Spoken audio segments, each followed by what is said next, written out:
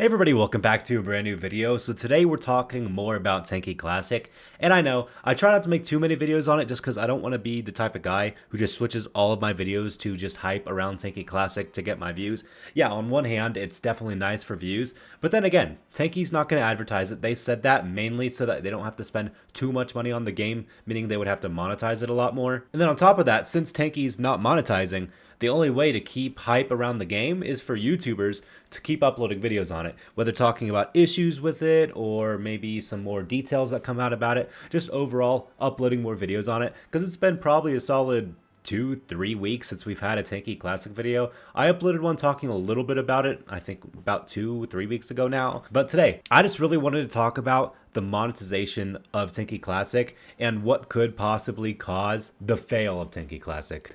Now, this is definitely the topic that gets the most scrutiny by a lot of people who are looking into details coming out about Tanki Classic, is the way Tanki will be monetizing the game. Because they're not going to monetize Tanki Classic through containers, they're not going to monetize it through the purchasing of kits, even though I think you can maybe purchase them for crystals, but the big thing is they're not going to be monetizing containers to keep the game more interesting for longer, because if you could buy all the containers and get every single limited skin that was in the game within the first week, you'd really have nothing to grind out for anymore. But when Tanki's only going to have containers dropping maybe 1 in every 100 golds, it's going to be a lot more enjoyable catching those containers and getting new, paints and skins overall. But today, we're talking about the 2 ways Tanki will be monetizing the game, how I think it could be problematic, and also probably for the best that it will be happening this way, rather than monetizing the game through augments, containers, buying golds, I don't know, just other annoying ways that we currently have in Tanki, such as buying containers and buying augments.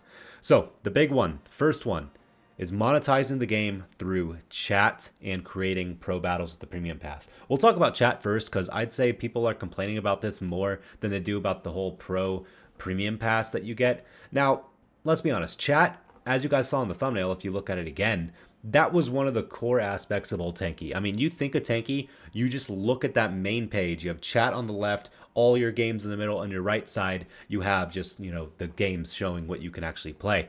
And people love chat. It was such a big part of the Tanki just player base and community overall, because Tanki was super popular before, Skype, Discord, all these other messaging apps really became popular. So chat was such a big portion of Tanki Online, especially in-game as well, for those 1 hour long battles, even the 5 to 10 hour long battles. You could use chat, to keep yourself more entertained, talk with people in the battle, and that was a huge part of old Tanki. Whereas in now, what Hazel has told us is they will be making chat basically only attached to the premium version of the game, which a lot of people complained about. Now, on one hand, I think you definitely have Discord now, so people don't really use the chat nearly as often. I mean, you go in games and people rarely talk anymore, whereas back in the day, you would always have messages just popping up on the left side of the screen because there was no other way to really talk. So people would talk with their friends in game, they would talk with their, their teammates and enemies in the game. But now we do have Discord. People sit in calls while they play. No one's really chatting as much. So I think on one hand, chat isn't really as important as it used to be.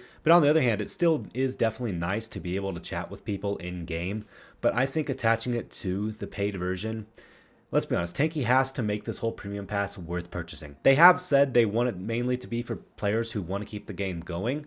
But let's be honest, people aren't going to buy it just to keep the game going. They're going to want to buy it to also have some benefits, whether they be, chatting or creating battles. So I think the paid version of chat is an unfortunate necessity, as long as the premium pass or the premium version they make, which involves chat, isn't too expensive. Because let's be honest, if it's like $20 a month and you can use chat, it's like, this is kind of weird. Why am I spending $20 a month just to use chat? I have Discord. But again, like, Discord's a thing, Skype's a thing, people talk in calls all the time. I don't think it's as big a deal as people are letting on, because let's be honest, people rarely use the chat anymore. And then the second thing, the premium pass, obviously chat's connected to it, but the big one, what Hazel talked about, is creating pro battles. Now, I'm not sure if this means creating all pro battles or just creating certain maps on pro battles. It would be nice if without the premium version of the game, you had a little bit of access, like you could just have pre-selected outlets, like just a CTF battle on a certain map, had preset time, all stuff like that. Now, you'd be getting pretty darn close to just matchmaking battles, but I think buying the pass to not only support the game, but then also be able to customize what maps you play on more, how long you want the battle, basically just all the parameters of it, is probably another thing that we're going to need for the game to be profitable. Now, again, this all comes down to how expensive the premium pass becomes. Because let's be honest, if the premium pass is $20 a month, which is just ridiculous, please, Hazel, if you're listening to this video and watching this, don't make it 20. Even if the monetary department guys come to you and say, hey, in order to make this profitable, we need to go to 20 bucks. People will not pay 20 bucks. I mean, obviously there are people who will, but if you want to get the majority of the player base to think this is worth spending their money per month on, it needs to be either $5 or below that. Because who's going to be paying $5 on Tanki when they can just get like the low-end Hulu or Netflix subscription for the same exact price? I think $5 or more for Tanki would not be great for a premium monthly pass.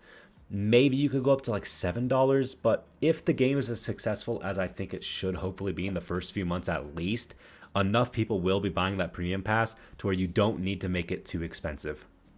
So yes, you do have to add benefits for that premium pass, such as being able to make battles and just set their parameters a little bit easier. I do think it would suck if you didn't have the premium pass and you could not make a single pro battle. Now, on one hand, I never really made them back in the day, and if there's a lot of people playing, hopefully have a lot of different selections for people to choose who don't have that premium pass. But hopefully, fingers crossed, if you don't have the premium pass, you can still make some battles. I mean, let's be honest, you probably won't be able to make battles without the premium pass, but I think there should be enough options to where you won't really need to create battles and you can find stuff pretty easily. But yeah, those are the two big things I want to talk about, because let's be honest, the premium pass will determine how long Tanki Classic goes for, because they're going to have to spend a little bit of money on Tanki Classic to keep it going for servers, maintenance, events, stuff like that. So as long as the premium pass has good benefits while also not detracting too much from the non-premium pass users, it'd be nice, because the premium pass should also give you more crystals. I don't think it'll be giving you more XP, because at the end of the day, Tanki wants the grind to be long so that you're playing a lot longer than current Tanki, where it takes like maybe a month to get to the max rank, or even lower if you play a crap ton. But yeah, that's what I want to talk about today. Let me know if you guys like these two different paid variations of the game. I think if they keep it to this and maybe add some more stuff that typical players won't think about, like maybe 10% discounts in the garage or a daily discount thing you could get like they used to have in the past, it won't be the end of the world. But let me know in the comments down below what you think about this. Don't forget to use credit tag Taspens. I'll see you on a future video.